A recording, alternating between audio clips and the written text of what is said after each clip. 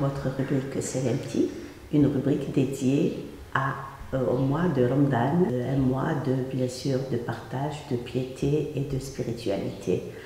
Alors, nous allons donc parler de la préparation du corps pour Ramadan. La préparation, bien sûr, du corps va de soi avec la préparation de l'esprit. Comme on dit, un esprit sain dans un corps sain.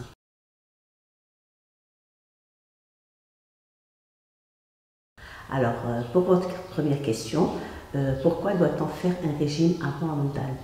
En fait, non, il ne s'agit pas de faire un régime, plutôt il s'agit d'adapter son régime alimentaire à l'approche de Ramadan pour éviter certaines situations d'inconfort comme les vertiges, la fatigue, les nausées, les hypoglycémies.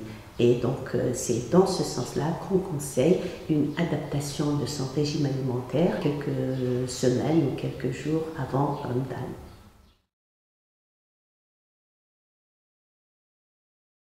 Pour votre deuxième question, à chaque fin de Ramadan, donc juste après Ramadan, vous avez des problèmes gastriques et vous posez la question à quoi c'est dû.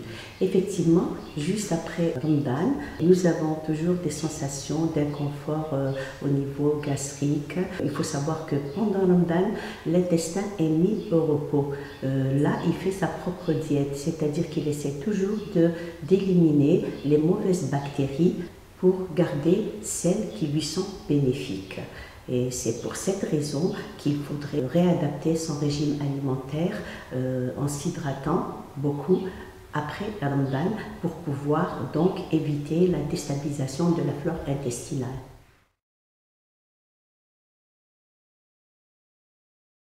Pour la troisième question, votre papa est diabétique depuis 2 ans, il est sous glucophage, il a un bilan normal et vous vous posez la question, est-ce qu'il peut faire carême, jeûner ou pas?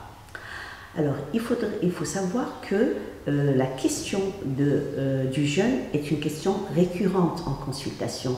À l'approche de Ramadan, beaucoup de personnes diabétiques consultent pour savoir si elles sont aptes à faire carême ou pas. La Fédération internationale de diabète a quand même pu stratifier cette population donc, de diabétiques pour savoir quel est le groupe qui peut faire carême et quel est le groupe qui ne pas donc le faire.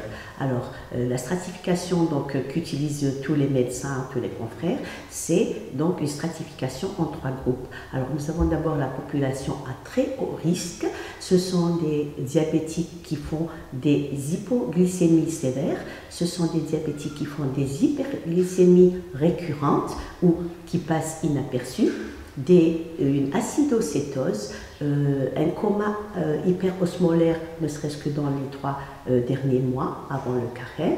Nous avons aussi des diabétiques qui présentent des complications macrovasculaires évoluées, les femmes enceintes donc sous insuline, les personnes âgées fragiles, des infections intercurrentes comme par exemple un diabétique qui vous fait une Covid-19, donc ce n'est pas possible qu'il jeûne.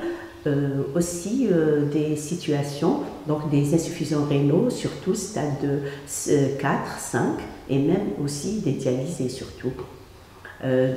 Toute cette population ne doit pas jeûner. Pour le groupe 2, c'est les groupes de diabétiques à haut risque.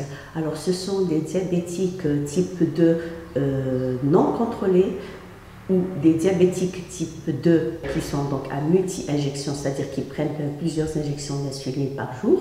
Ce sont aussi les diabétiques type 1 contrôlés, les femmes enceintes qui donc sont sous régime mais pas sous insuline, des complications donc macrovasculaires stables, des insuffisances rénales de stade 3. Bien sûr aussi, on n'oublie pas les traitements qui peuvent entraîner des troubles cognitifs et l'exercice physique intense. Donc ce groupe de population diabétique est un groupe à haut risque de jeûner. Pour le troisième groupe, c'est le groupe à risque modéré à faible. C'est donc le cas de votre père qui fait partie donc, de cette catégorie de personnes, c'est-à-dire un diabète type 2 sous antidiabétique oraux et avec un bilan normal d'après ce que vous dites. Pour votre père, il peut jeûner, mais à condition qu'il aille consulter son médecin traitant, qui lui demande de faire donc un bilan, ne serait-ce qu'une hémoglobine glyquée pour pouvoir voir si son objectif, s'il est proche de son objectif glycémique, qu'il puisse lui réajuster donc son traitement pour l'adapter aux horaires de Ramadan, le ftour et le suhour, qui s'hydrate durant toute la soirée et qui vérifie sa glycémie capillaire plusieurs fois par jour avec un glucomètre comme le Check 3 et surtout qu'il arrête de jeûner en cas d'hypoglycémie.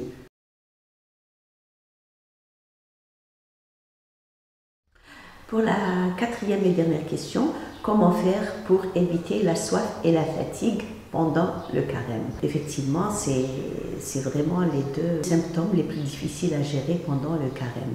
Donc il faut d'abord apprendre à s'hydrater et à bien s'hydrater. Il faut prendre au minimum 1,5 litre d'eau par jour, parfois même 3 litres sont recommandés. Vous pouvez les prendre donc soit en eau plate, soit en eau minérale comme la saïda, en thé sans sucre, en tisane, etc. Surtout, vous pouvez prendre faire un plat d'eau en prenant beaucoup de légumes et fruits qui contiennent donc des fibres comme les carottes, les courgettes. Ce sont donc des légumes qui ont des fibres qui retiennent donc l'eau dans l'organisme. Il faut aussi penser à éviter tout ce qui est gourmandise, tout ce qui est trop de sucre pendant Ramadan.